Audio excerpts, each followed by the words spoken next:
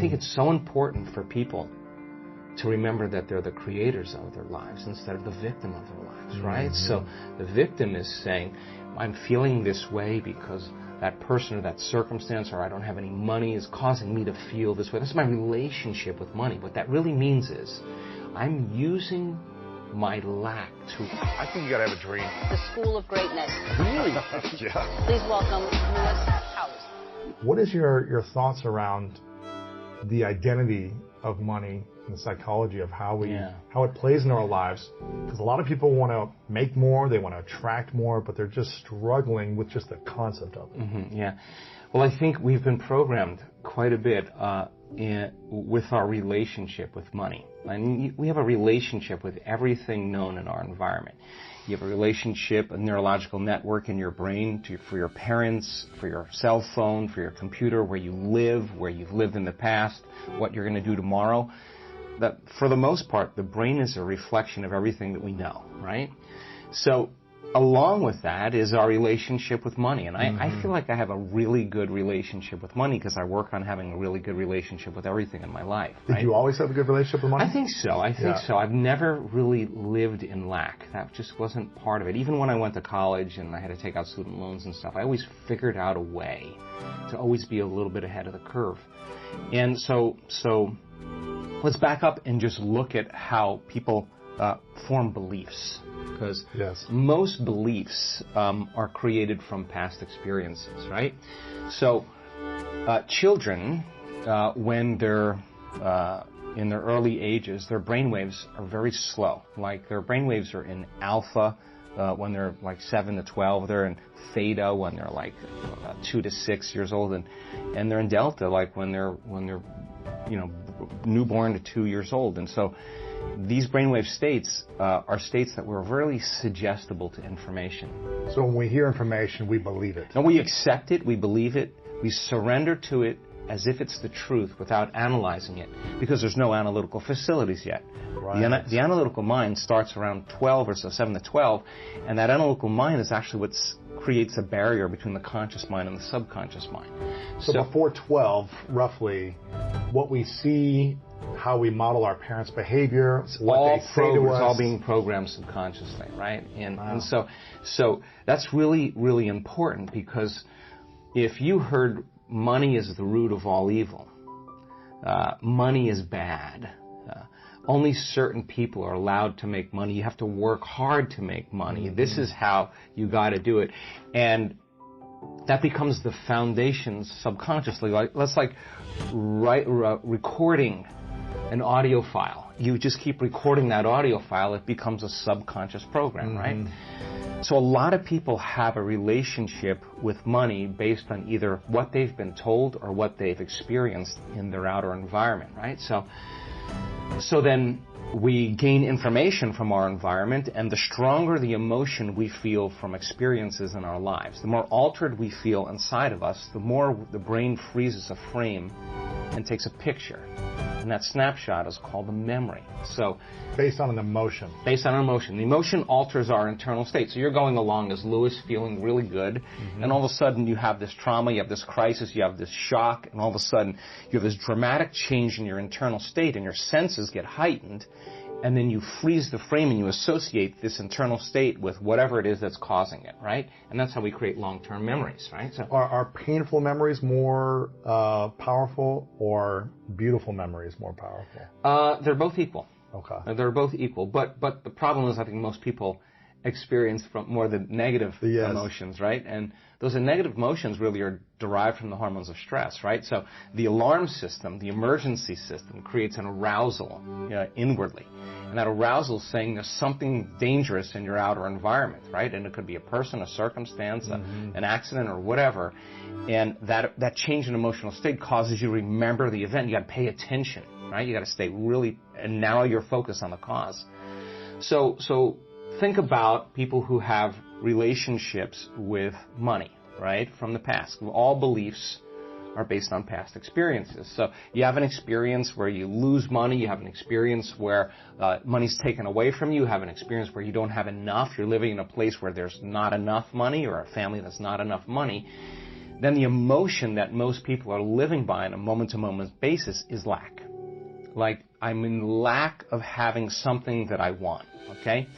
Now, there's nothing wrong with that because the experience changes your emotional state. You freeze the frame, you take a picture. The problem is, that's hardware. So we think neurologically within the circuits of that past experience, and we feel chemically within the boundaries of that emotion, which would say, for example, be lack, right? So now the person says... Before you go on to the next thing, what happens to the body and the mind when it is in an environment of lack? Mentally or physically, I'm in lack. What is the body and the mind saying? Yes, so the body is saying, I'm waiting for some external event to occur. I win the lottery. I marry the right guy. Whatever it is, that you're waiting for that event to occur, that experience produces an emotion. So the emotion then takes away the lack. And so when we play the game in three-dimensional reality, the creation game in three-dimensional reality, we experience separation from everyone or everything because our senses fool us into the illusion, the hallucination of separation. I'm here and you're there. I'm here and the door is over there. So I'm aware that I'm here at one point of consciousness and the door is over there, another point of consciousness. Okay, so in order for me to get from here to the door, I got to move my body and do something through space. I got to do something, and everything in this three-dimensional reality is going to take time and energy, right? So, okay, so then here's Lewis right here, and then he says, okay, I want this experience in my future, and your brain automatically predicts and projects how far in the future you think it's going to take. Maybe it's a year, 5 years, 10 years. 30 years. Oh my gosh. Right? Because that's what it's going to take to pay off that house, right? So now, one point of consciousness, I'm here. The other point of consciousness is where I'm placing my dream. So I'm separate from that experience. So then how do I get to that experience? In three-dimensional reality, you got to get up and you got to do something. You got to go to work. You got to drive to work. It takes energy. You got to fill your car with gas. You got to eat food. You got to work. You know, all this stuff. You got to sleep. You got to recover if there's stress. And now people are, in a sense, waiting for the experience that's 10 years down the road or 30 years down the road to happen to take away the lack of them not having it. And unfortunately, many times when the experience finally occurs, they can't enjoy it because they're too exhausted, right? So you play the game, you go to school, you study really hard, or you study on your own, you develop some skills, you make the right choices, you start saving money, you start learning from your mistakes, and then the game is how many things can you accumulate, and that accumulation then you associate with being wealthy or being abundant or being successful, right? And some people get really good at it, right? You can get really good at that. But for the most part, though, when we create from three-dimensional reality, we're creating from lack and separation. In other words, you're driving down the road and you see someone driving a car that all of a sudden you realize that you don't have. The moment you become aware that that person has that car and you don't have it, you're in lack of having it, right? So what the brain naturally does is it naturally creates you driving that car. And you have an image of yourself driving that car and you start identifying, wow, that would be a greater experience for me to have. The problem is the distance between the thought of what you want and the experience of actually happening for most people is the concept called time, right? Between cause and effect, right?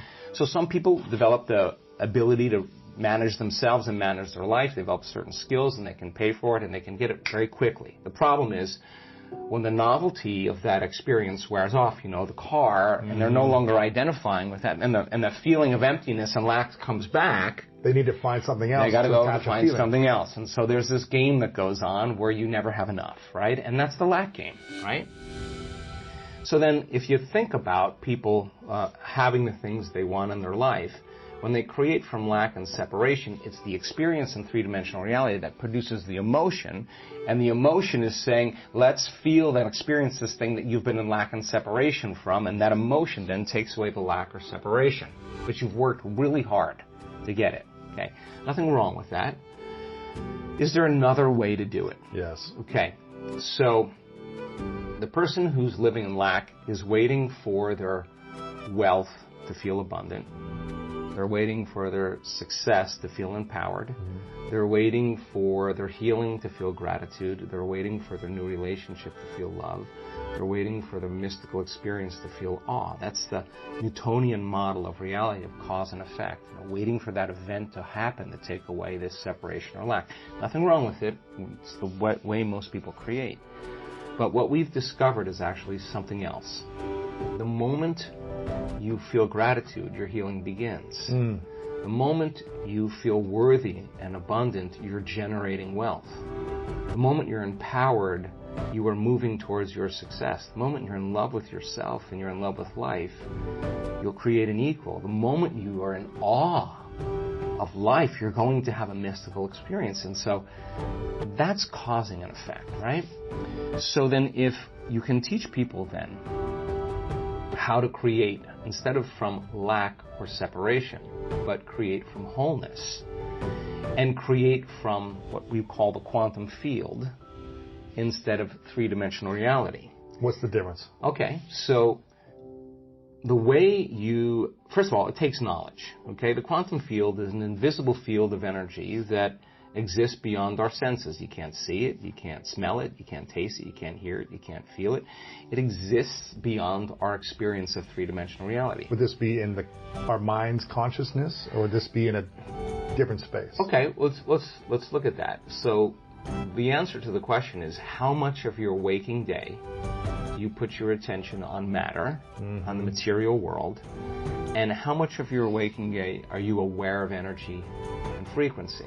For most people, they're unaware of the quantum field, and if you're unaware of it, it doesn't exist for you. Right. Just like you have a nose, but if you're unaware of it, it doesn't exist for you. The moment you become aware of it, it exists. Well, the quantum field, you can study all kinds of science, and they'll tell you there is this invisible field of frequency and energy that exists beyond the senses that tend to connect everything physical and material. In fact, everything physical and material is connected to this field, okay? So how do you get there, right? How do you get there? How do you get there? How do you get there? So we discovered that when you take all of your attention off your body and you are not paying attention to your emotions, your drives, your habits, if you could take all of your attention off of every element in your environment, your cell phone, your tablet, your computer, your car, your whatever it is, your bed, take your attention away from everything, every place that you live, where you sleep, or you work, and you're not thinking about time. You're not thinking about your schedule, where you need to be, or what happened yesterday. You can relax into the present moment. There tends to be a dramatic change in the way the brain functions when people do this properly. We call it getting beyond yourself, but in a sense, you're dissociating from your three-dimensional reality. Why?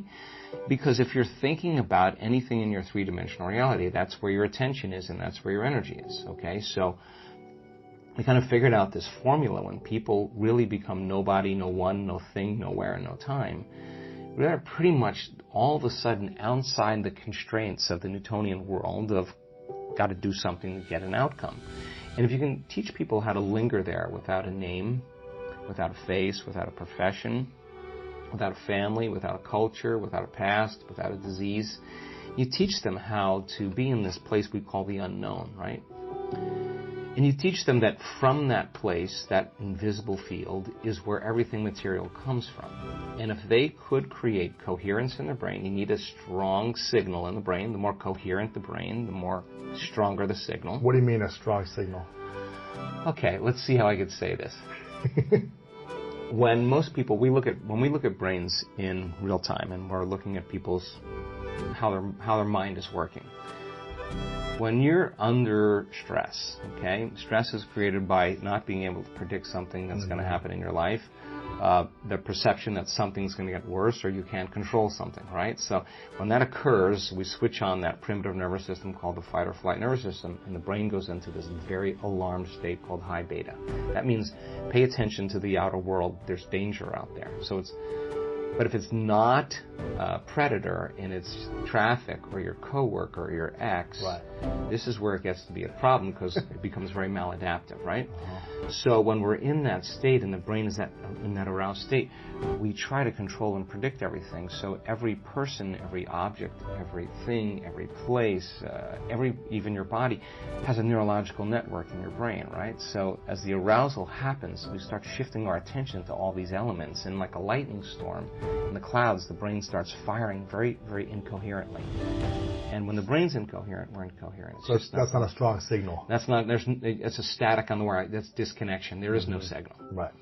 So when we're in that state, we're always really looking for the worst case scenario of what's going to happen, because if you prepare for the worst, anything less happens, a better chance of survival, right? So in this kind of aroused state, as we shift our attention to each one of these elements that are known in our environment, the brain starts compartmentalizing and firing out of order, and that is what creates what's called autonomic dysregulation. That causes the brain and body to get really out of balance, right? So in that state, we're over-focused. You know, when you're stressed, you're over-focused on something. You can't stop thinking about it.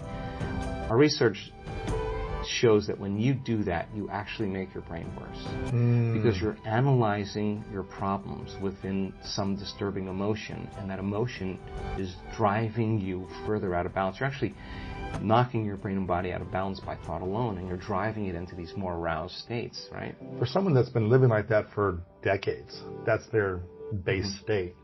How do they even realize how to get out of that? They don't. Usually it takes crisis, right? It takes trauma. Extreme breakdown. Yeah, breakdown. A loss, a death, all of a that. Breakup, a divorce, a near bankruptcy, whatever it is, a disease, a diagnosis, whatever, something where you just can't go on business as usual. Now it's time to really start looking. Right? They have to wake up then. Yeah. So let's get back to the concept of abundance here, because you need a strong signal in this field. Right. So then, if you can teach people to do the exact opposite, go from putting all of their attention on everything physical and material in the world of separation, and instead of narrowing their focus on something material, ask them to broaden their focus and put it on nothing. Now, I know that sounds kind of crazy, but when you put your attention on space and you divert your attention, the act of sensing without thinking actually starts to slow the brainwaves down. Not only slow it down, but all of a sudden cause the brain to start reintegrating, starts to synchronize, right? And so you see different compartments of the brain that were firing out of order start to resonate. They start to communicate. They're all of a sudden synchronizing, and what syncs in the brain kind of links in the brain. So when a person has their whole entire brain firing in rhythm, that's a very strong signal that you can send out into the field. So when that signal is strong in that position, what can you create from that space? Okay, but that's only one element. Okay. So then the clear intention tends to be a very important element that we have to get down. And the more coherent the brain, the more clear the signal for that intention. So with intention and attention, we could actually make thought more real than anything else. Now, what is that? You're saying, what would it be like to be wealthy? What would it be like to be abundant? What would it be like to have all my needs met? What would it be like to have more than I need? What would I do if I had everything I ever wanted? The answer always is the same. You start giving stuff away. Because if an abundant person is truly abundant, why would they hold on? They would say, I'm not in lack. There's more for everybody. Okay? Turns out, though, that the signal sent out isn't enough. You have to draw the experience back to you. And so send the signal out to, coherent brain, financial freedom, abundance, all these different things. Right. Whatever that is for you. You're putting that out there with the signal, with the intention and the attention. Right. And then how do you draw it to you? So in the physical world, in the physical world, you got to go get it. You got to do something. This is the plane of demonstration. You got to go get it, and when you're in lack until it occurs, right? So what I'm hearing you say, there's a way to not chase but attract. All right. So if you're creating from the field instead of from matter, right? There's a very strong possibility that you'll shorten the distance between the thought of what you want and the experience of having it. And when there's a vibrational match between your energy and that future that you want to experience, now if you're creating from the field, you actually don't go anywhere to get it. You actually draw it to you. So here comes the synchronicities, the serendipities, the coincidences, the opportunities, and they come out of nowhere. And you say, I don't understand. I didn't do anything. Well, you changed your energy. And so then the other element is a coherent heart, right? Mm-hmm. And the heart has a magnetic signature. And the magnetic signature is what draws reality to us, right? So you combine that clear intention with a coherent brain. Now here's the key. This takes practice. Yes. Because the person who's living in lack is usually unworthy, is usually insecure, is usually in their past, they're usually frustrated, they're usually impatient, they're usually resentful, because nothing's changing out there because it's taking too long. Well, everything takes a lot of time when you do matter to matter, right? So then if you teach them, okay, we know all about that. We know the story behind it. We know what your parents told you about money, all that other. Don't worry about it. Don't worry about it. But now let's do something that would be really cool. Let's write down the feelings of how you would feel if that future happened, and you're going to have to feel that feeling before it occurs. So now, okay, what does an abundant person feel? Pretty much free, a lot of freedom, peace, excited, joyful, in love with life, grateful to be alive, abundant. Okay, now let's practice feeling those. Turns out when you're feeling those other emotions like resentment and impatience and frustration, you're stepping on the gas pedal, you're turning on the sympathetic nervous system, and you're stepping on the brake.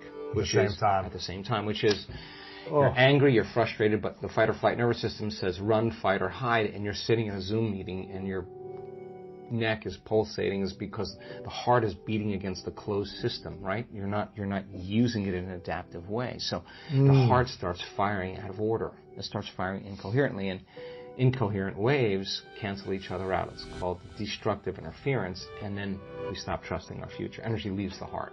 Energy leaves the brain, energy leaves the heart. And you can't get in touch with the feeling of your future because in survival, which those are hormones of stress, all those emotions, in survival it's not a time to create, right? It's time to run, fight, and hide. Okay, so we've got to lay down the very thing we used our whole life to get what we want. The habit of doing it that way for something greater to occur. Okay. And what happens if we try to create from survival emotions? It just takes a long time. You'll just force it. Little steps at a time. You'll force it. Yeah. You'll force it. You'll fight for it. You'll compete for it. You'll manipulate. You'll cheat. You'll lie.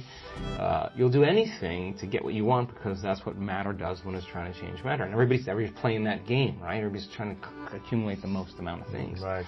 Okay, so that's what abundance means to certain people. Get as many things as you can. Okay. You want that? Not a problem. But let's learn the formula of how to create, right? Yes. So then you'd have to feel those emotions before the experience occurred. And if you understood that you could dissociate all of your attention from this three-dimensional reality and have no attention on anything known, and understand it's the field that creates matter, not matter that emits the field. And if you could get to that place and change your energy with a clear intention and elevated emotion, your heart starts beating in this beautiful rhythm like a drum. We've measured it so many times. And when that occurs, the next thing that happens, the heart informs the brain it's safe to create now. So the person relaxes into the present moment. And then we see this, like if you took a big sheet, and a blanket, and you went like that, the energy of the heart actually informs the brain to move into these beautiful, elegant states of alpha brainwave patterns, coherent alpha. And that's saying, what's the next dream? What is it what's the next opportunity you want to experience? That's a state of creation. So now you have a Wi-Fi signal. You got a coherent brain. That's a directive. That's a signal out. And you got this coherent heart. That's what draws it to us, right? You combine those two, and if there's a vibrational match between your energy and that potential in the quantum field, and you're feeling abundant, and whatever your brain associates with being abundant, that's your call. That's what the creative process is. This is the creative center. The brain frontal lobe actually says, what would it be like to be creative or abundant? I don't know what it'd be like to be abundant. Well, then go read a few books on people who actually became abundant and realized it wasn't a glorious process. They failed miserably. They got betrayed. They learned a lot of lessons, but they persevered. And what are the qualities of that person that you could embody?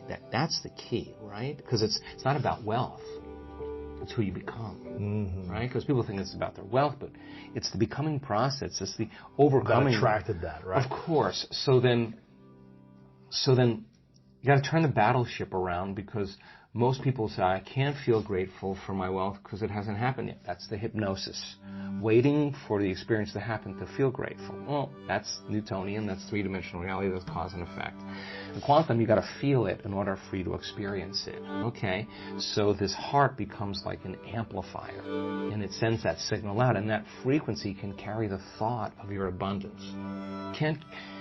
Suffering cannot carry the thought of your abundance. Lack cannot carry the thought of your abundance. It's a different frequency, right? We feel different feelings like suffering. We think different thoughts, right? So people can say, I'm abundant, I'm abundant, I'm abundant, I'm abundant, all they want, but that thought is never making it to the body, because it's stopping at the brainstem, because the body's saying, I'm miserable, I'm unhappy, I'm in lack, right? So the affirmation doesn't work, right? Okay, so let's go one step further. Yes. So if you practice this, and you actually understood, well, we teach this pretty well, but if you learned it just like learning how to play handball, or learning how to hit a golf ball, learning how to dance a salsa, if you just practiced the form and you got really good at it, if you were doing it properly then, what would be the outcome? The experiment of being abundant would be that you would have to feel that feeling. It's so good at doing it with your eyes closed. You got to do it with your eyes open. Now, why?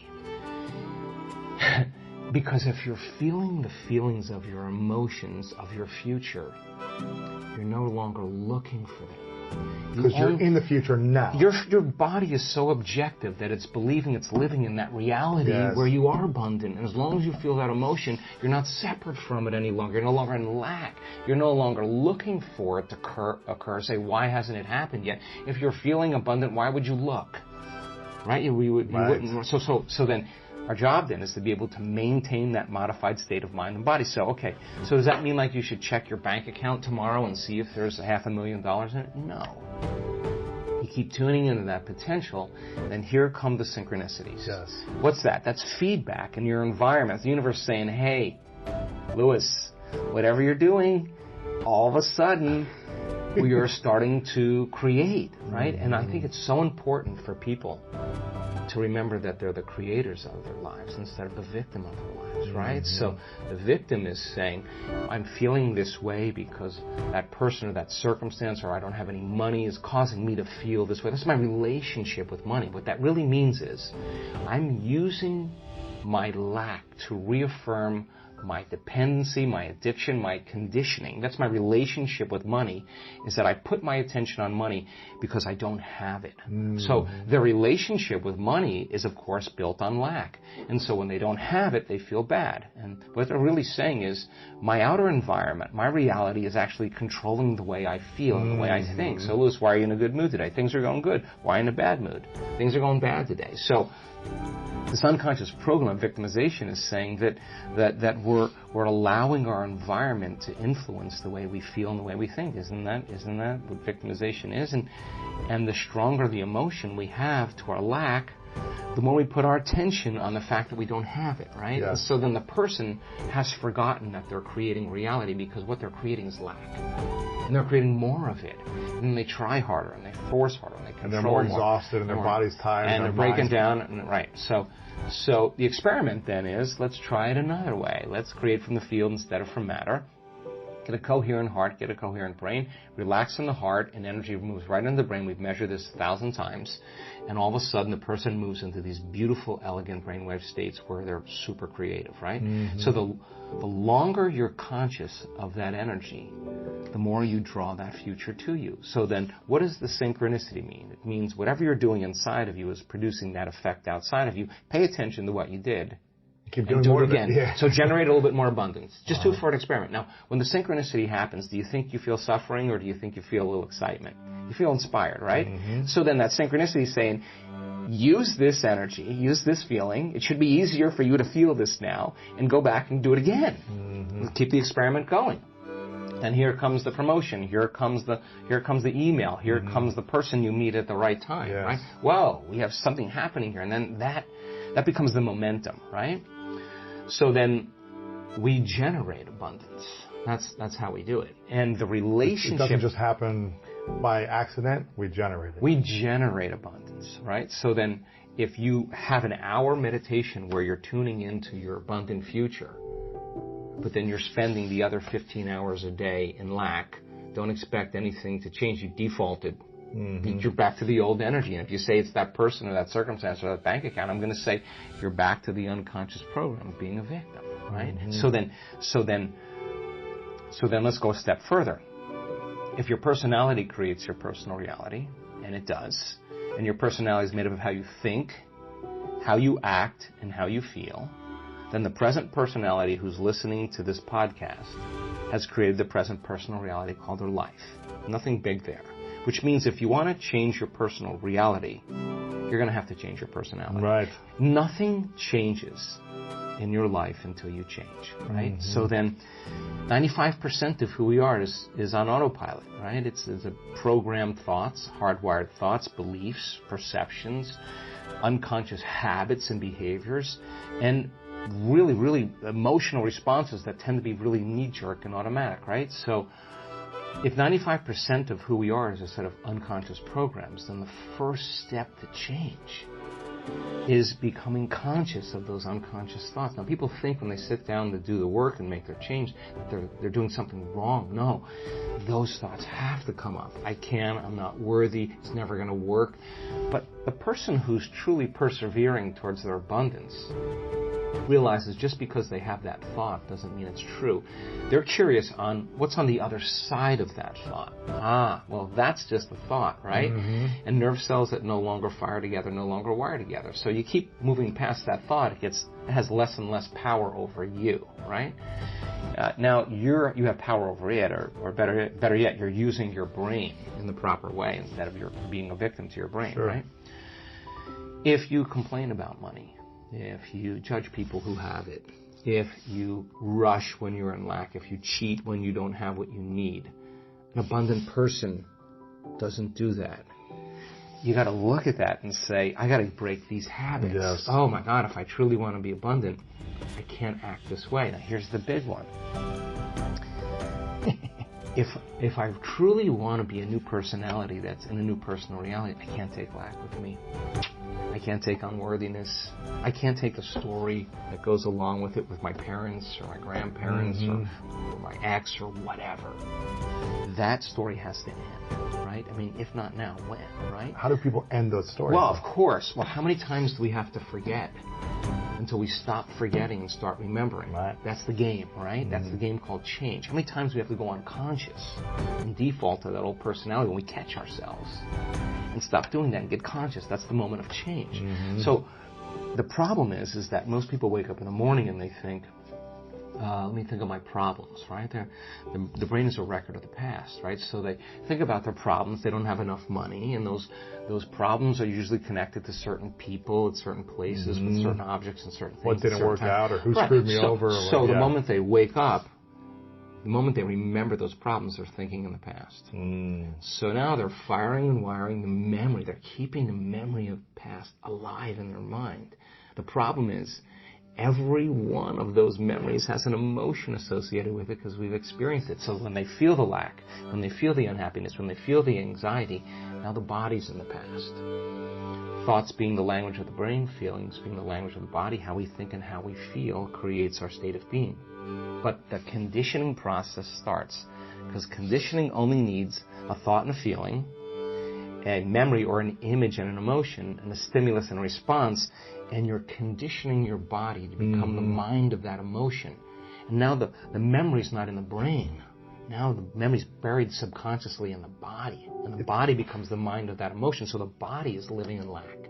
And it's believing. The body is. Is that through the nervous system, or is that through neurochemical, the cells, everything? Everything. So the body's so objective that it does not know the difference between the real-life experience that's creating the lack and the emotion that you're creating by thought alone called lack. The body's believing it's living the same past experience every day. Why? Because the end product of an experience is an emotion. Well, if your life is changing, but you're still feeling lack, don't expect anything to change. You won't even see it. You'll walk right past it. You're viewing your life through the lens of the past. Okay? So then the person realizes that all their friends are making money and they're doing stuff, and they're like, wow, I'm really feeling lack now. So then, when it no longer becomes about your abundance, and it becomes about your change, that's a valuable moment. When it's no longer about your healing, but it's about your change. I paid attention to a lot of people in the last couple of years tell their story. The people who heal in this work from cancers and all kinds of chronic health conditions and Parkinson's and strokes and paralysis and all kinds of things, rare genetic disorders. It never was about, when they've really got in the game, it was never about their healing. It was about, what do I need to change in order to heal?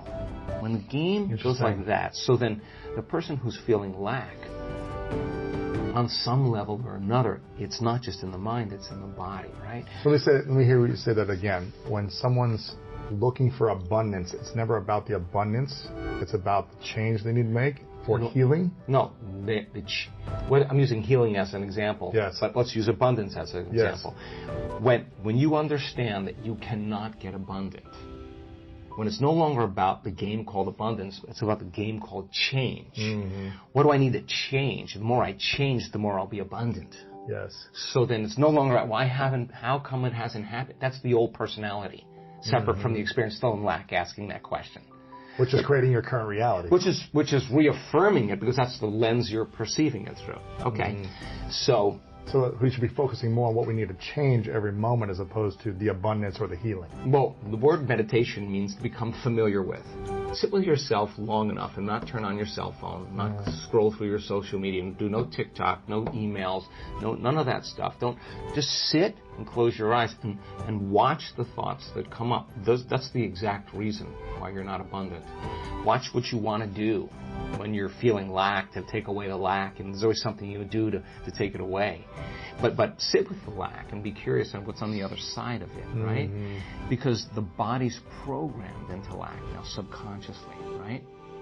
So the emotion of lack drives our thoughts and drives our behaviors. So it makes sense then that if an emotion is a record of the past, then we're doing things habitually from the past. We're thinking in the past, right? So lower the volume to the emotion every time you notice lack comes up. And just like breaking any addiction, there's going to be cravings, right? So the body's going, hey, Lewis, it's been about 2 hours since you're so used to doing this. Yeah, you've been thinking lacking thoughts about 150,000 times a day, and you're just going to stop now.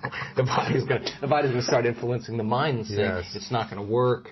You're a loser. It didn't work before. It's too hard. Everybody else. That's why it's so hard for people to lose weight or get in shape. Because you might try it for a few days, and then the cravings, or I'm tired and I want to go default back into the old personality. Right, because why? Because the body, which has been conditioned the mind, the body is the unconscious mind. So the body's got used to the familiar feeling. Even they don't even know it's lack. It's just how they feel. It's not guilt. So so let me finish. So the hardest part about all of this is making a different choice. And the moment you decide to make a different choice, get ready, it's going to feel uncomfortable. Right. It's going to feel unfamiliar. Your body's all of a sudden saying, hey, Lewis, why don't you start thinking those same exact thoughts, do the same things, make the same choices, demonstrate the same behaviors, have the same experiences, so you could feel that feeling of lack. Complain again to somebody, call somebody up and say how miserable your life is, right? And that's the known, right? So the body's always influencing the mind to return back to the familiar territory. To the default. The default, okay. All right, so now the person says, okay, what thoughts do I not want? What would an abundant person think this way? The people in our work that have created...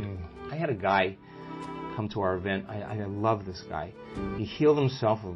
He tried to take his life 3 times. He told me that when he came to our work, he didn't have $2 to rub together.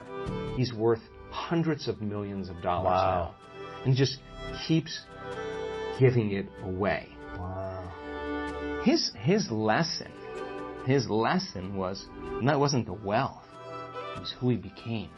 So it's the overcoming process that is the becoming process. Right? Who did he become in that journey? Exactly. He had to get beyond all of those thoughts of his past, all the mistakes he made, all the things he did wrong, all the money he owed there, all of that. That was like, he just had to no longer be that person any longer. But he did say, how would a wealthy person live? And when he created his wealth, what do you think the first thing he did? Started giving? Giving it away. Why? Because an abundant person doesn't have any lack. And he knows how to create more of it. And he's in the experiment. Well, what would happen if I keep giving it away? He keeps getting more.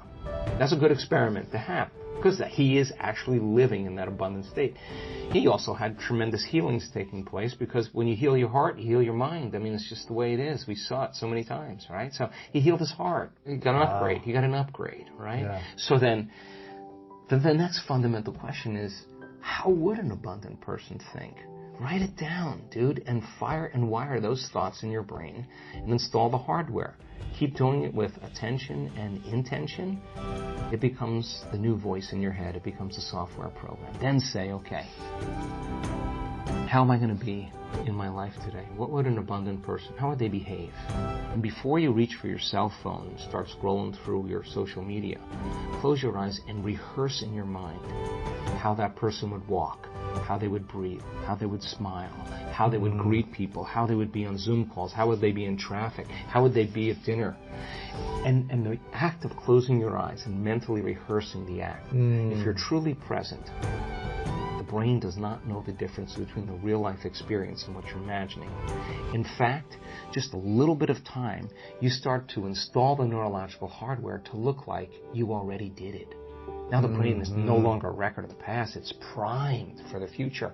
Keep doing it. Keep rehearsing. No different than playing an instrument. No different than learning how to dance. No different than learning how to act or play a sport. Everybody's always rehearsing, right?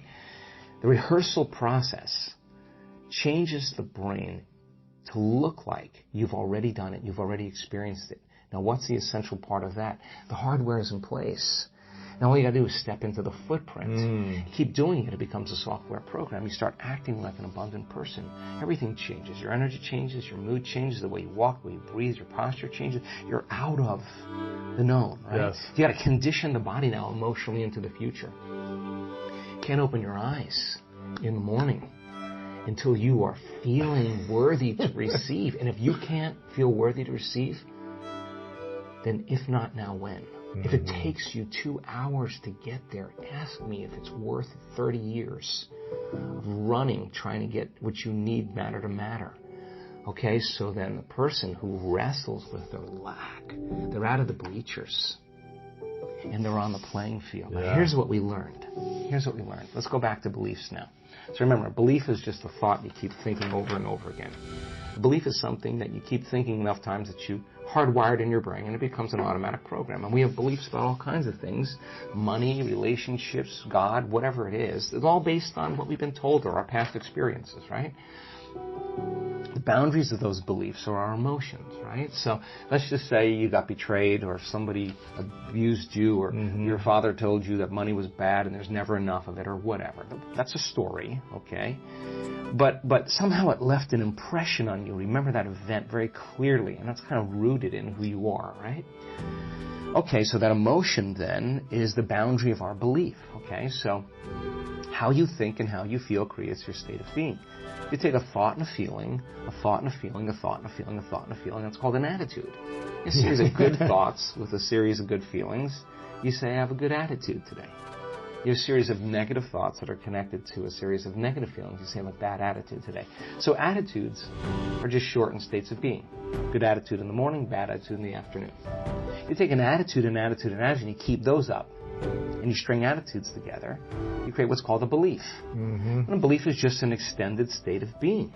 So if you keep thinking the same thought, you keep hardwiring it in the brain, you keep feeling the same feeling, you keep conditioning in your body, the redundancy of that cycle over and over again conditions the body to subconsciously become the mind of that belief.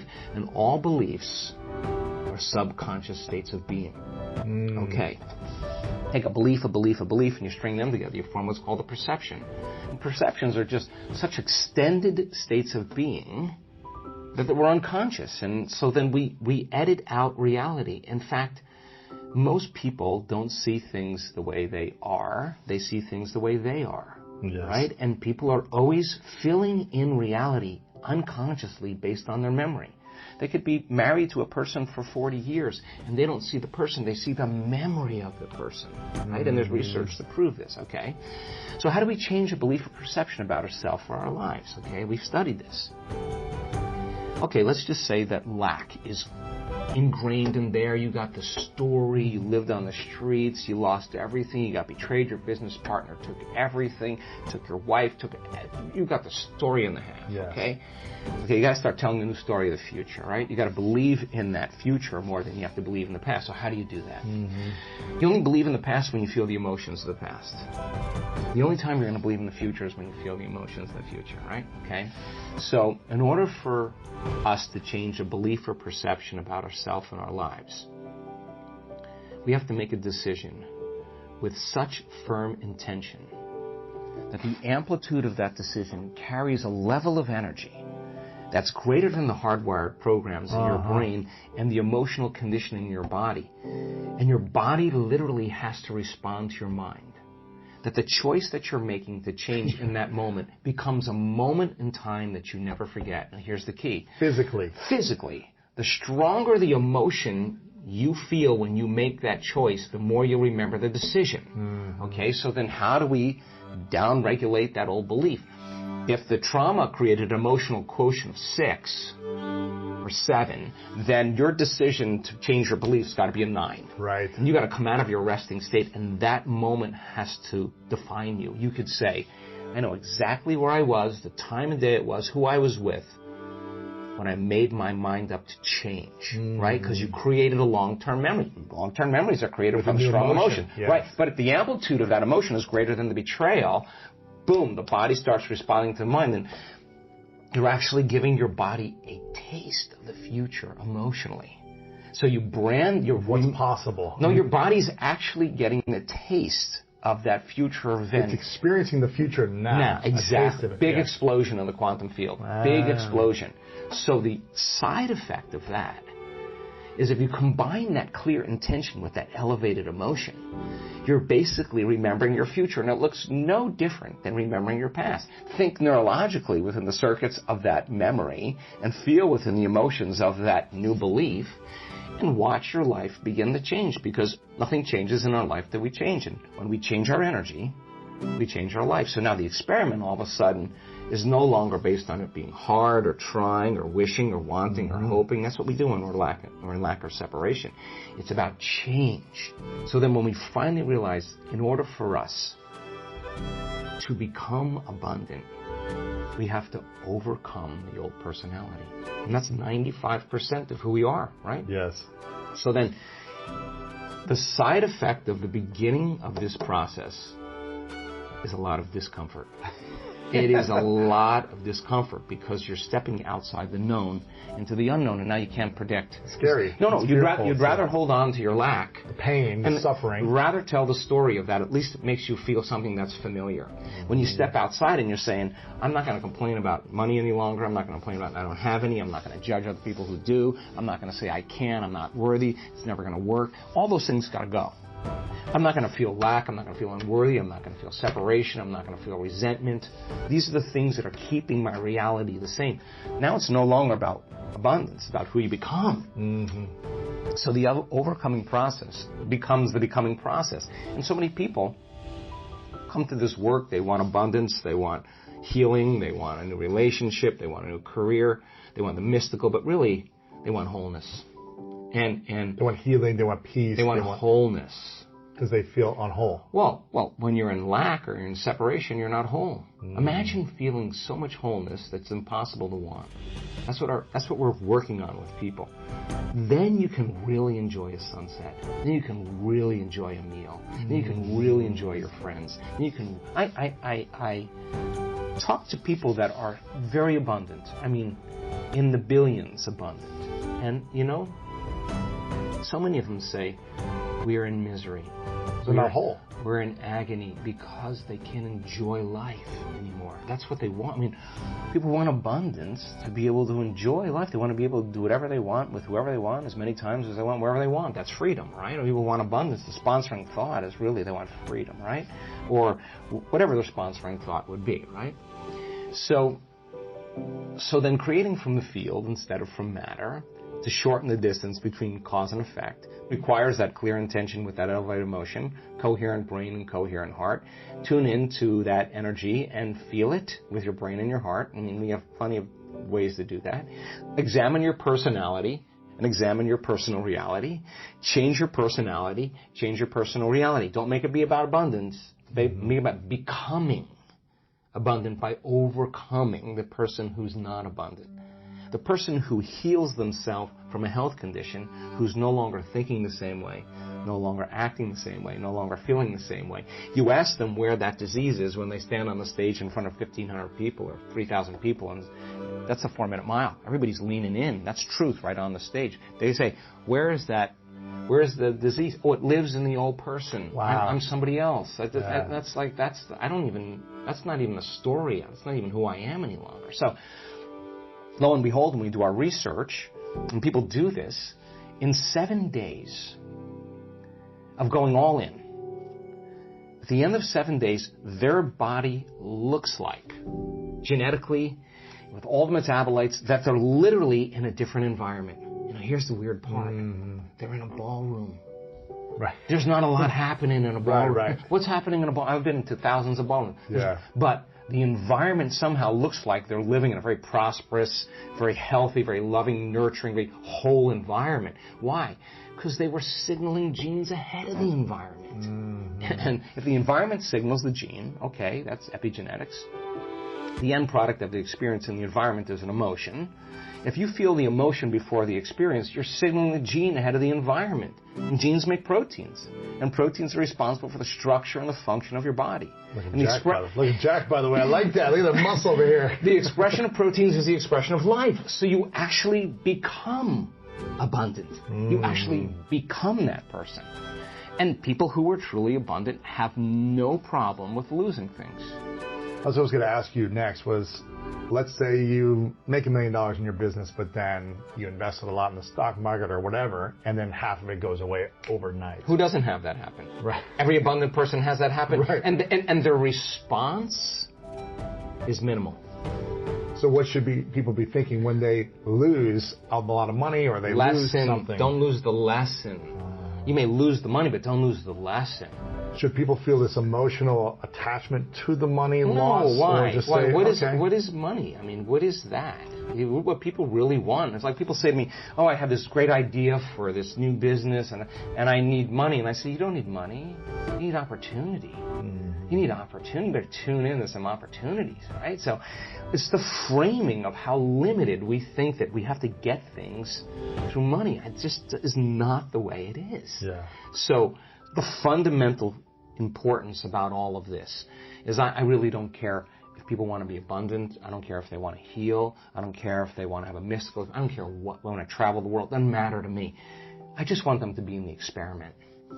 The experiment of actually trying it out. Yes. And seeing, God, if I really change my energy, well, could I actually have an effect that's produced in my life? And if I'm waiting for the event to occur, I'm back to the illusion of separation and lack. Waiting for it to happen to take it away from truly a creator. So let's say they're not waiting. What should they do instead of waiting? Keep feeling the feeling in the present moment and trust. Look, right? if you're waiting, you're not creating. I mean, that's just the way it is. So wake up every day. How bad do you want it? How bad do you want your dream? It's so much easier to forget that vision than to remember it, right? So if you're going to remember it, you got to keep it alive in your mind. How do you keep it alive in your mind? You disconnect from your environment. You close your eyes. You play music in the background. You sit your body down, and it's got to pee, and it's got to eat, and it's got to. Well, you just sit down for a few minutes, like training a dog. Like stay. When I say it's time to get up, we get up. Don't be thinking about what's going to happen in your day. You already know what's going to happen. Don't think what happened yesterday. You already know that. Get in the present moment and say, who do I want to be when I open my eyes? Who do I want to be today? What would greatness look like? Right. How would one day, one shot, one lifetime, what would an abundant person do? Let me rehearse that with my eyes closed. Let me remind myself who I don't want to be.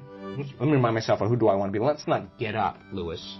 Until we get into that. Till where the tennis ball hits the sweet spot. When you go, oh, I'm ready for the day. Now, game on.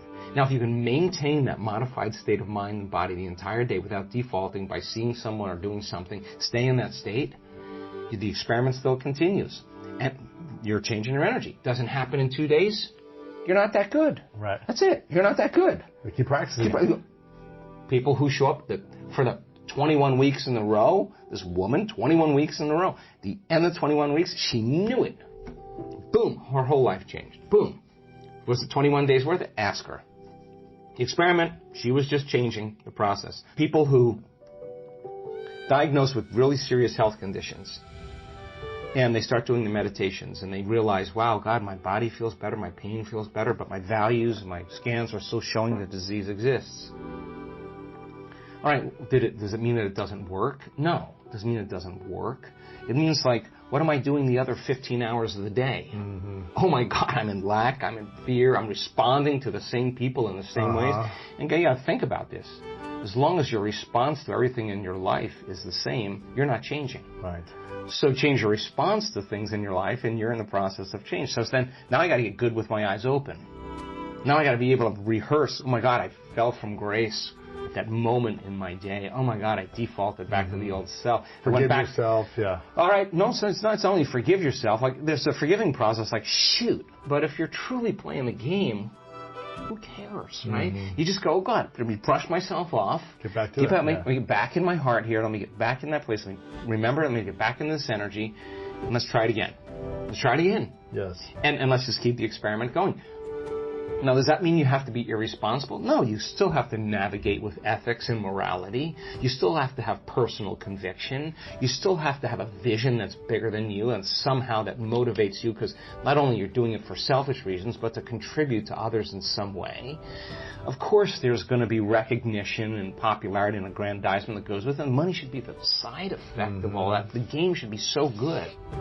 Of your vision, like that vision of the future, you have to keep alive in your mind. That should be the game.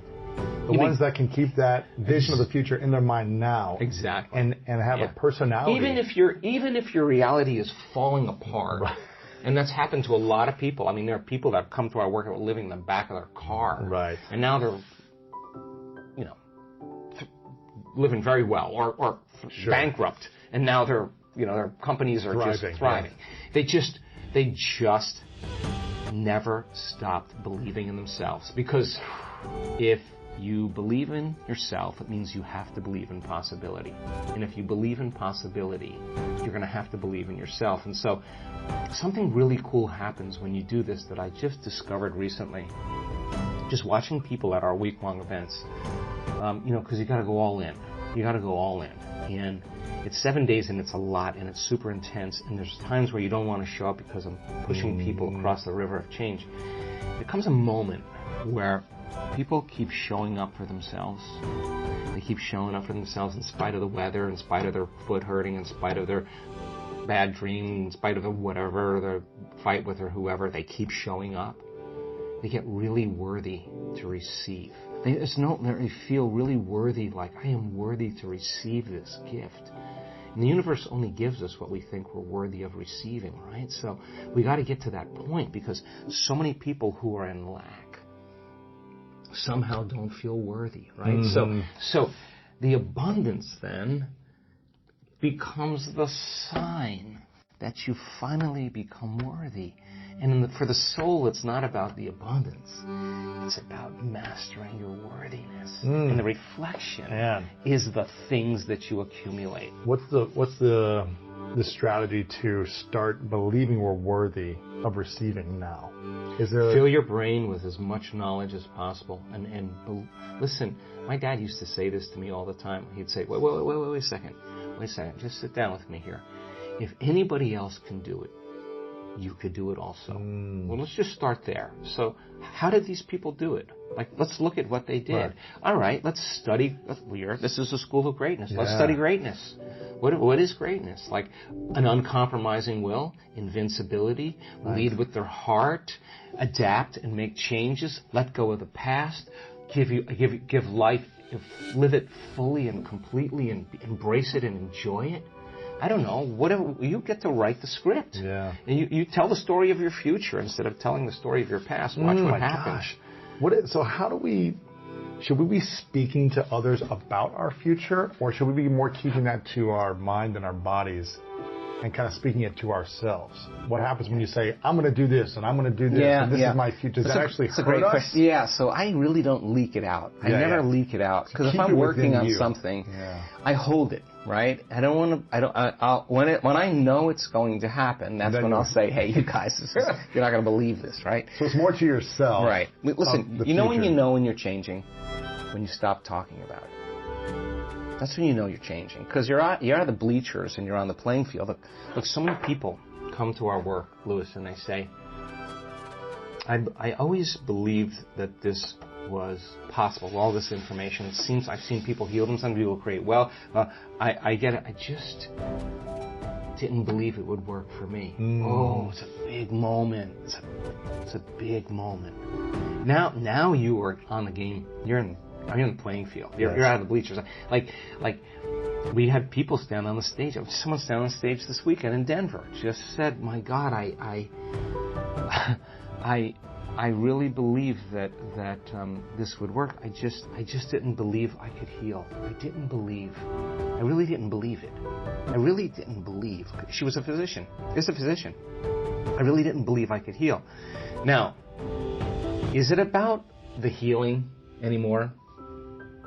It's about overcoming the belief. And every day, she's got to make that decision with such firm intention that the amplitude of that decision is causing her body to respond to her mind. And that's the moment she's rewriting the belief. And if she doesn't feel like it, don't expect anything to occur in your life. You got to come out of your resting state. You got to make that choice. What do you, for all the people that go to your events, and just in life, one of the biggest challenges people have is the consistency of doing these things. Yes. It's hard to actually go and try it once. No, but here's the deal. Here's the deal. Yeah. Let's just say you're in the experiment, and now that belief is right in your face. I guarantee you that discomfort from that belief being right in your face is going to get you out of bed in the morning, and you're going to face off with it. There's an innate capacity that we have as human beings to want to overcome our limitations. It's in there, right? So the community that we have that does this work, they're not like, oh God, I gotta go create today. That's not their game. The magic is so good. They show up because they don't want the magic to end. To go away, yeah. They're not doing it as a have to please God, do the right thing, be spiritual. None of that. It's not an obligation. It's something that they actually look forward to doing, because the experiment in their life is creating all these wonderful opportunities. And there's plenty of people in our work that started new businesses that are they're jamming. They're jamming. They're jamming. And they would never be victim to those circumstances, right? They just wouldn't let those circumstances define them, right? Yes. What defined them was the vision of the future.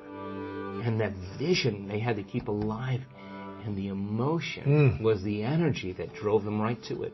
If you enjoyed that interview, then I know you'll love what we have coming up right now. There was a researcher out of Yale University that in the 1940s was studying electromagnetic fields around living organisms. And in the 1940s at Yale University, nobody was doing this. And he was a vitalist. He wanted to understand the unseen fields around living organisms. So he started studying eggs. All kinds of eggs. Chicken eggs, swallow eggs, reptile eggs, snake eggs, salamander eggs. There's all kinds of eggs.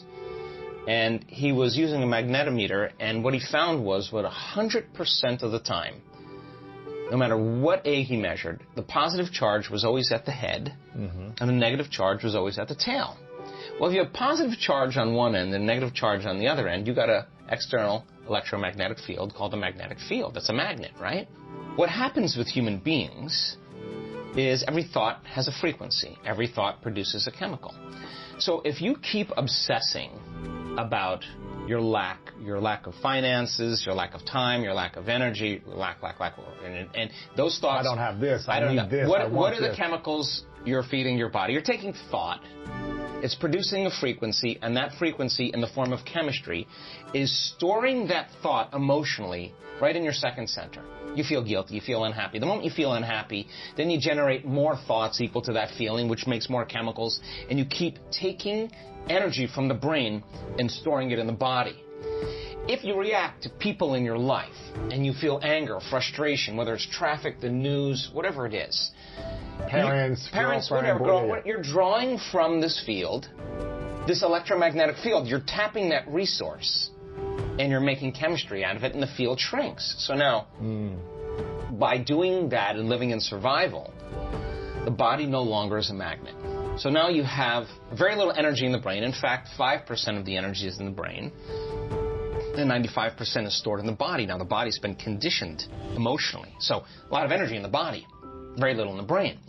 So in our work, do we want energy to be in the brain? We want to move energy back up to the brain. So, what does that do when we move the energy from the body to the brain and the heart? Well, this is a great thing, because once it makes it here, it's going up, right?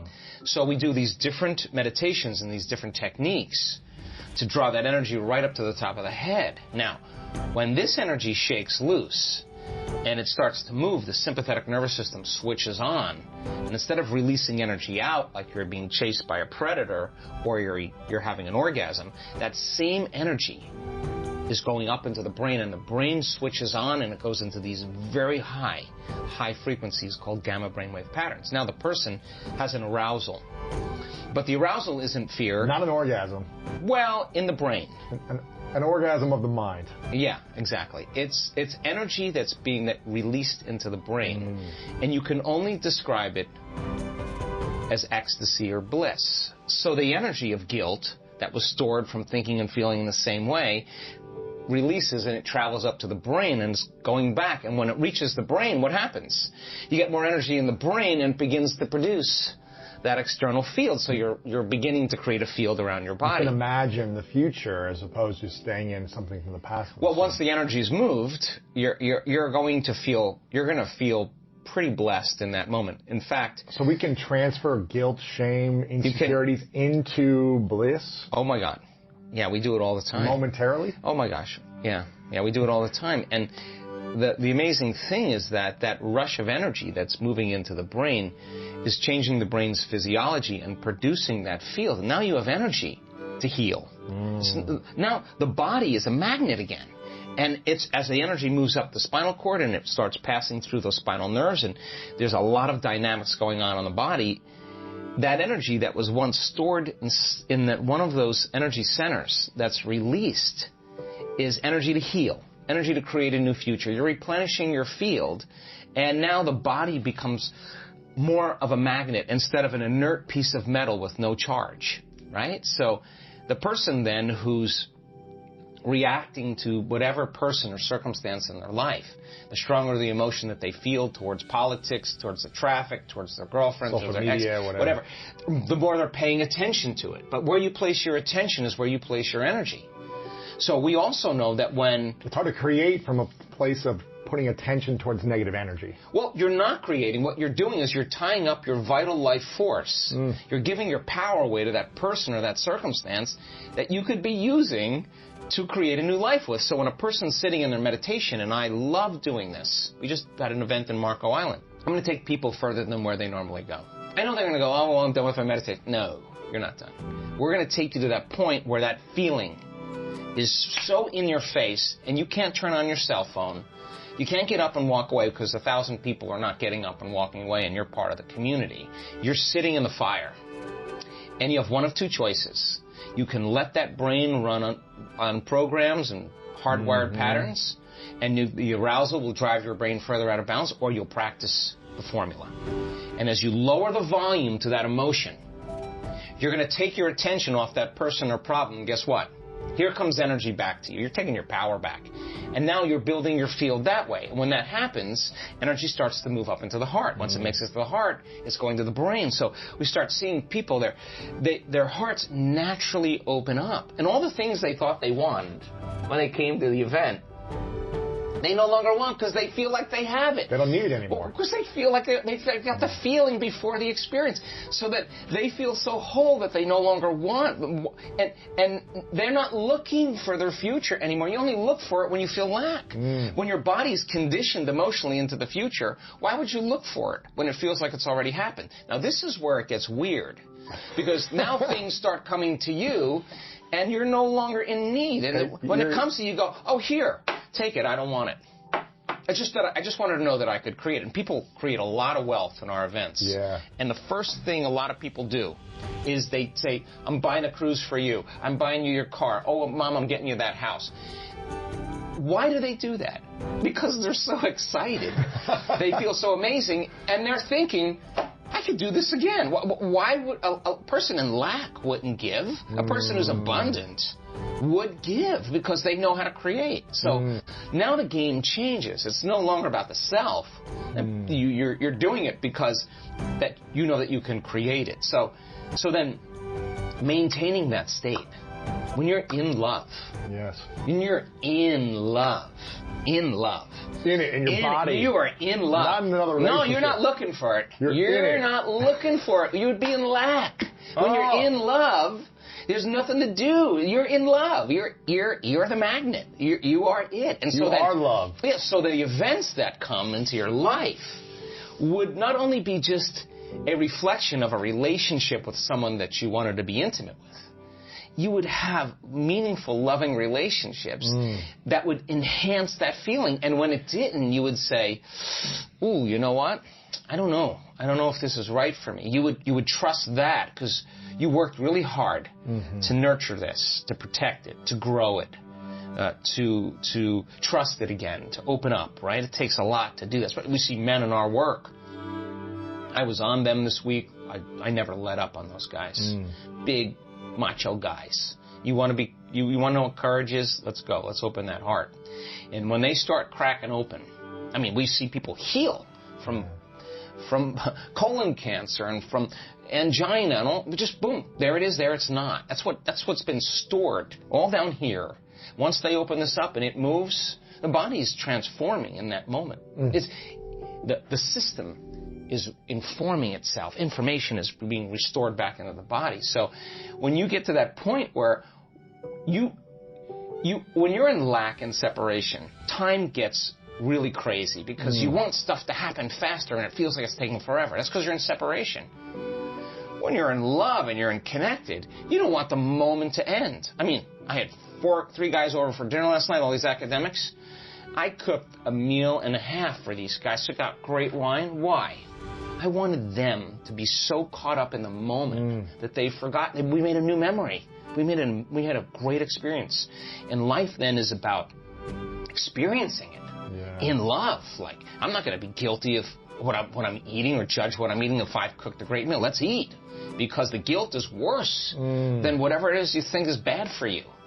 So then, when you're feeling those elevated emotions, and you're locked in love, then you see life through the lens of love, and there's compassion. Like, you could look at your greatest adversary, the person that threw you under the bus, and you've overcome yourself, and you've done the work. They've stolen from you. They've tried to talk bad about you behind your back. Trashing on you, all that stuff. You'll look at them, and you'll see a part of yourself that you used to be that you no longer are, and you have nothing but understanding and compassion for them. Like, wow, I feel for that person. They're hurting.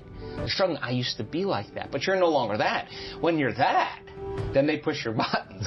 When you're not, you're reactive to that. Because you're equal. But when you've overcome it, why would you do that? You would see them as somebody struggling, just like you see a child who's throwing a tantrum, just like, oh, they're going to. Now here, I mean, I've got so many questions around this, but one thing quickly. How often do you find yourself in reaction mode when someone throws you under the bus? Whether it's someone honking at you in a car and you say, how often do you get back to that place? And, like, because aren't we conditioned to kind of react? Dude, I react every day. I react. Oh, my God.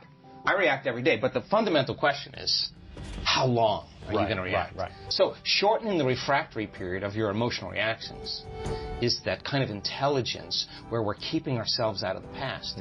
Justified, valid or not, the only person that's affecting is you.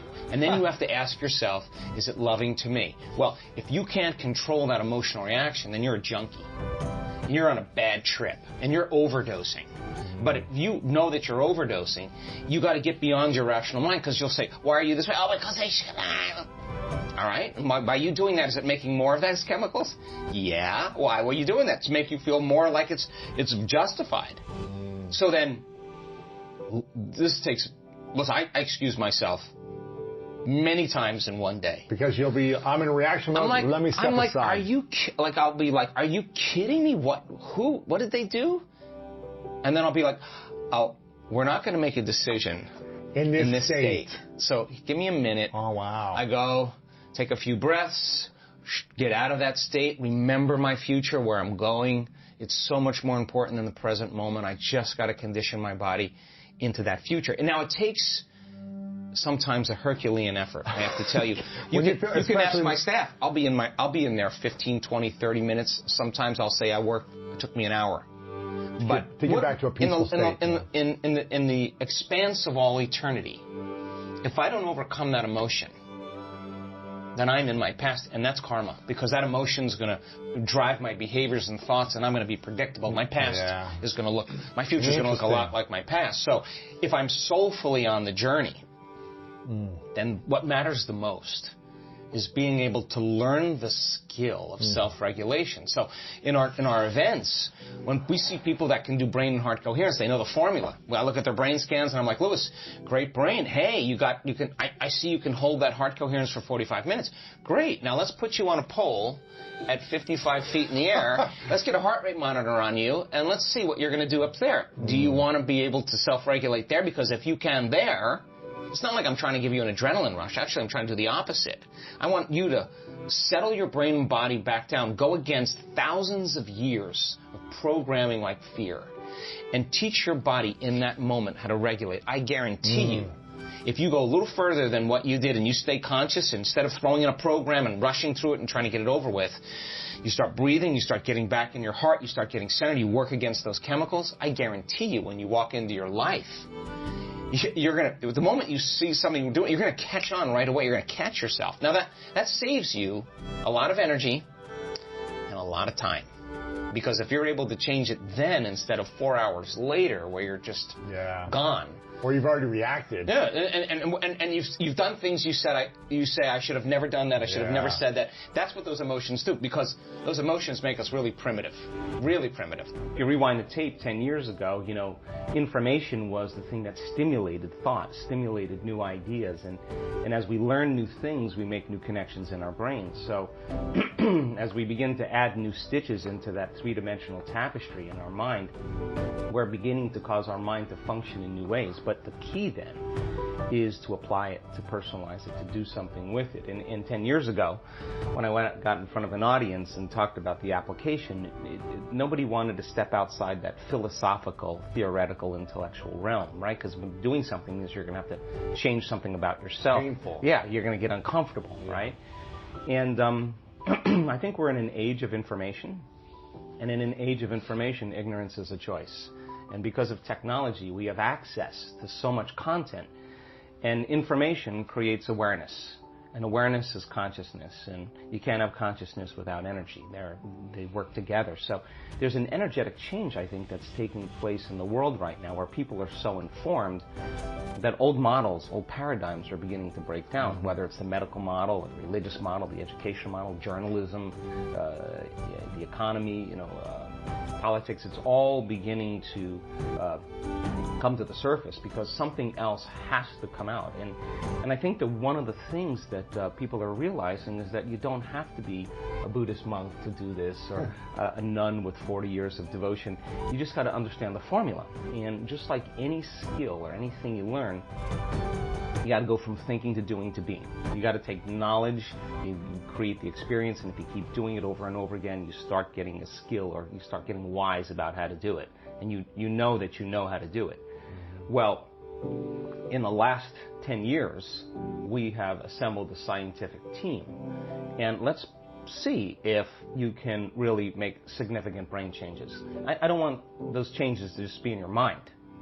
I want them to be in your brain. I want to be able to see before and after pictures to say that person has a significant change after a traumatic brain injury or anxiety or depression or a cyclic mood disorder or a stroke. We want to see that there's been significant change. At the same time, let's measure your brain in real time and let's look to see what that transformation process looks like. And in the discovery, Lewis, of that process, we gained so much knowledge about what that transformational process looks like. In other words, I can tell you without a doubt that if you're analyzing your life right now within some disturbing emotion, that 100% of the time you're going to make your brain worse. If you think about your life, if you're stuck in an emotion, like you're frustrated, you're angry, you're fearful, resentful, and you're thinking within that emotional state. In other words, you can't think greater than how you feel. That means then you were thinking in the past because those emotions are a record or residue of the past. So we see people in the process of change that are analyzing in duality or polarity. That kind of drives the brain into higher states of arousal and further away from true change. So we've done thousands and thousands and thousands of brain scans, and we now know that there's a formula to create greater brain coherence, greater brain efficiency, to make your brain work better. And when your brain works better, you work better. At the same time, it requires a clear intention and an elevated emotion to begin to change your energy and to change your life. And nobody changes until they change their energy, right? So then how do you get a person out of resentment, frustration, into joy and freedom? Why would they feel grateful or joyful or free if the experience hasn't happened? So most people are spending the majority of their life waiting for something out there to take away their emptiness or pain or the resentment in here. Well, if they're waiting their whole life in separation or lack, then and we create reality, then the lack is driving certain thoughts, which is creating more separation and more lack. So teaching people then to begin to condition their body emotionally before the evidence takes place in their life is breaking a significant habit, right? So instead of living by cause and effect, now we're beginning to cause and effect. So the moment you start feeling whole and grateful, we now know your healing will begin at that moment. Yes. The moment you start feeling worthy and abundant, your wealth is coming. You're generating a certain amount of energy, a certain amount of wealth. And so how does someone feel worthy, though, if they've always been told they're not worth it? Yeah, well, so or that's the story they tell themselves. Yeah. Like, I'm not worth it because Yeah. she didn't say yes when I asked her on a date. Right. Because he broke up with me, because I got fired, because my parents left me. How am I worth it when there's so much evidence or story around a negative thing? Let's stop telling the story of your past and let's start telling the story of your future. And people who aren't defined by a vision of the future, for the most part, are left with memories of the past. Your brain is a record of the past. It's an artifact of everything you've learned and experienced in this moment. So most people wake up in the morning and they start thinking about their problems. Yeah. And those problems are memories that are tattooed in the brain that are associated with certain people and things at certain times and places. So the person wakes up clean slate, they start thinking about the problems they're thinking in the past. You believe your thoughts have something to do with your destiny, well, there's a possibility that your past is going to be your future. Every one of those problems has an emotion associated with it. So then the moment you start recalling the problem, you start feeling unhappy. Now your body's in the past, because thoughts are the language of the brain and feelings are the language of the body. And how you think and how you feel creates a state of being. So people reaffirm their identity based on the past, right? And it turns out that the redundancy of doing that, conditioning only requires an image and an emotion. And most people are unconsciously conditioning their body into the familiar past, into the known. So now if you're in the familiar past and in the known, you're going to crave the predictable future. Right? That's the known as well. And there's only one place where the unknown exists, and that's the eternal present moment. That's the sweet spot of the generous present moment. So you gotta labor to get that person beyond the emotions that keep them tacked or anchored to the past. And yes, It takes an effort to do that, but if you keep working with the formula, you'll reach that elegant moment where there's a liberation of energy. And now your body, as the unconscious mind, the objective mind, is not believing it's living in the same past experience 24 hours a day, because you're liberating the body from that emotional state. So you ask a person, why are you so unhappy? Why are you so frustrated? Why are you so resentful? The moment you ask that, their brain is going to associate that emotion to a past event. To a memory. To a memory. Yeah. That's because they have nothing to look forward to in their future. So if you're not being defined by a vision of the future, it just means to me that you're more in love with your past than you are with the future. So how do you teach people to believe in a future that they can't see or experience with their senses yet, but they've thought about enough times in their mind that their brain is literally changed to look like the event has already occurred? The latest research in neuroscience says that's absolutely possible. We know that. And how do you teach a person to select a new possibility in their future and begin to emotionally embrace that future before it's made manifest to such a degree that their body, as their unconscious mind, is believing it's living in that future reality in the present moment, and they're signaling new genes and new ways ahead of the environment. Now, till their body begins to change to look like the event has already occurred. We've proven that that's possible. Now think about this. So the more you think about your desired future, the joy, the gratitude, the feelings you want to have that are more positive, the more you think about it as a future thing happening, the more your body shifts now. Exactly. So your body is believing it's living in that future reality in the present moment. Now think about this. From some condition in your life, the more altered you feel inside of you, the more you narrow your focus on the cause, and the brain freezes an image and takes a snapshot. And that memory now is embossed in the brain. It's branded in there. So then people think neurologically within the circuits of those past experiences, and they feel chemically within the boundaries of those emotions. And the stronger the betrayal, the stronger the trauma, the more the body's living in the past, right? So how do you reverse that? So now, if you truly got passionate about a future, we've all done this. You get a wild idea in your mind, and you start holding on to that vision, and you're preoccupied with it. All of a sudden, the thought in your mind becomes the experience, and you start feeling the energy of the future. Yeah. Now, the stronger the emotion you feel from that vision, the more you're going to pay attention to the picture in your mind, and now you're remembering your future. And vice versa, the stronger you pay attention to the feeling of the past, pain, you're going to create the pain in this moment. Exactly. So it requires a coherent brain, and we now know that there's a formula for that, and we've got beautiful research to show that people can do it. They just have to practice.